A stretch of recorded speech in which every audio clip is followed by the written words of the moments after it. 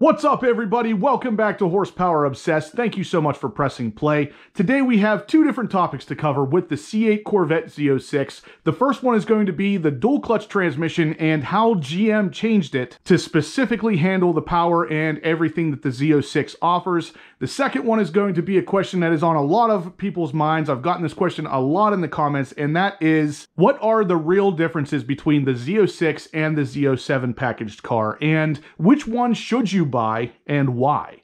Let's jump right into it.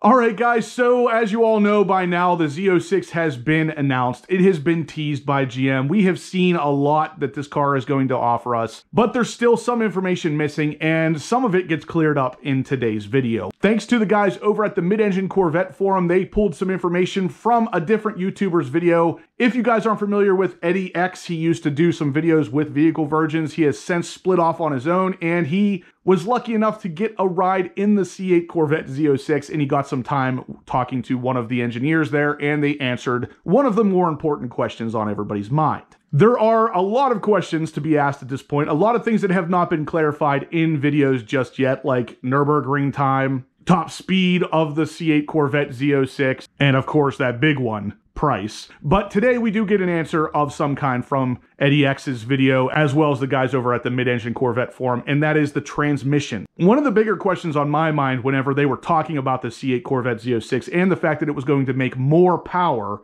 and still use that dual clutch transmission, they kept referring to that transmission as the same as the base model Corvette. A lot of the real early leaks actually pointed to a 9-speed dual clutch transmission instead of an 8-speed, but when they came out and said that it was basically going to be the same transmission from the base C8, I had a little bit of concern with that because a lot of the bigger YouTubers like Amelia, Hartford, and some of the other guys building the C8 Corvettes have noticed the C8 Corvette transmission doesn't really handle extra power that well. Well, turns out GM knows that, and they actually did do some things on the inside of the transmission to make sure all of that extra power was handled. What did they do, you ask? That's a good question. So I will link Eddie X's video down in the description below, as well as the Mid-Engine Corvette forum thread down in the description below, because you guys are going to want to check both of those out. But the Cliff's Notes are that Alex McDonald said that they modified the dual clutch transmission for the Z06 to include higher spec clutch plates, improved oiling,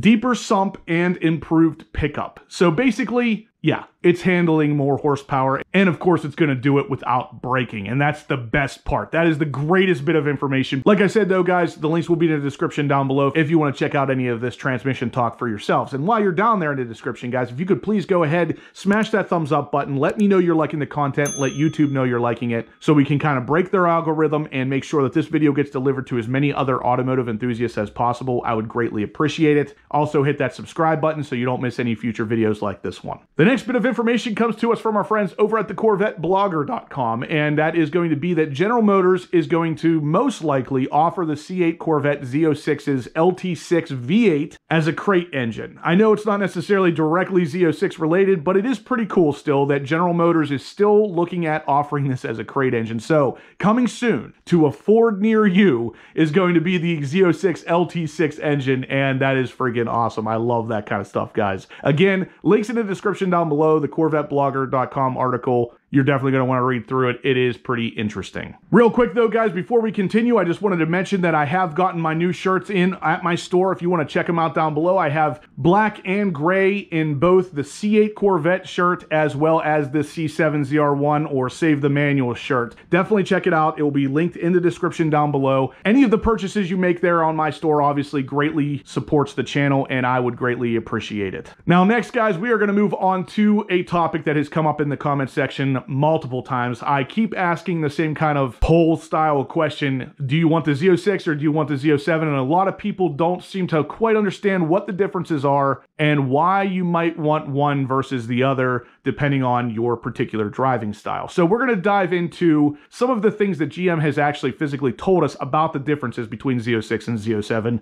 and why that would necessarily matter to you as the consumer based on how you drive your car. So as you guys already know, whenever they revealed these cars to us, we got to see the yellow and the orange Z07 packaged Z06. And off to the side, we got a silver Z06 coupe and a red mist Z06 convertible. So right off the bat, it looks like we're going to be able to get the convertible and the coupe side by side. There's not going to be a delay in the convertible this time like there was with the base model C8 Corvette. So if you guys are more into the convertible side of things, odds are good you'll get them right around the same time as the coupes. Now, one of them will likely be built before the other one and pushed out that way, but at the same time, you're not talking about months apart the way it was with the base C8. Now, luckily, that actually has nothing to do with the Z06 or Z07 packaged car. You can get the convertible in the Z06 or the Z07, so regardless of which one you end up wanting, you can have a convertible or a coupe. Now, in my previous videos, I talked about how the Z06 and the Z07 were likely to have a stiffer suspension than the previous base model C8 Corvette. That's just the way it always works. So even with the C7,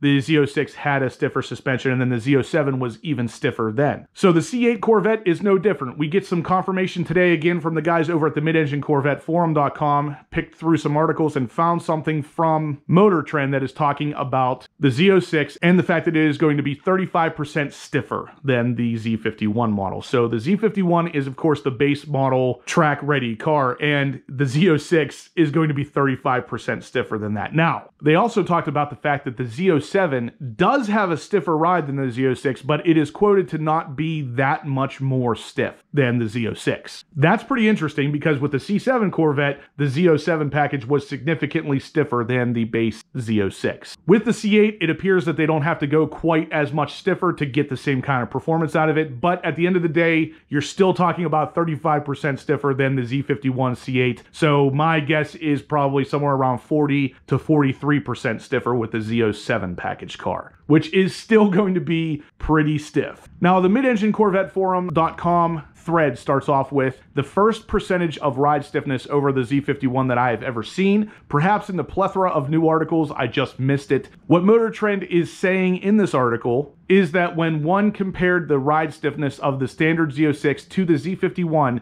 the Z06 is 35% stiffer. That is a bunch, but would it be about the difference between the Z51 being in sport and the Z06 being in tour? Question mark. It jibes with my conversation with Alex McDonald, who said going from the entry Z06 to the Z07 does not have much more of a ride stiffness factor. So again, guys, I will link it in the description down below if you want to check out the Mid-Engine Corvette Forum article about that, or even the Motor Trend article. You're definitely welcome to check those out because it is going to be interesting to see just how much stiffer the Z07 package is going to be than the base C8. Now, of course, that is just one of the many reasons why you may prefer the Z06 over the Z07. Let's jump into the other ones. So right off the bat, you got ride stiffness. It's going to be stiffer than the Z06. Maybe not significantly stiffer in this generation as it was in the last generation, but at the same time, it is going to be stiffer. If you're looking for a car that's more of a GT car and something you're going to be doing a lot of driving in just around the streets of your town, you may want to go with the Z06. Second is going to be aerodynamics. Of course, the big one with aerodynamics is that they look cool, but they are actually functional as well on the track. So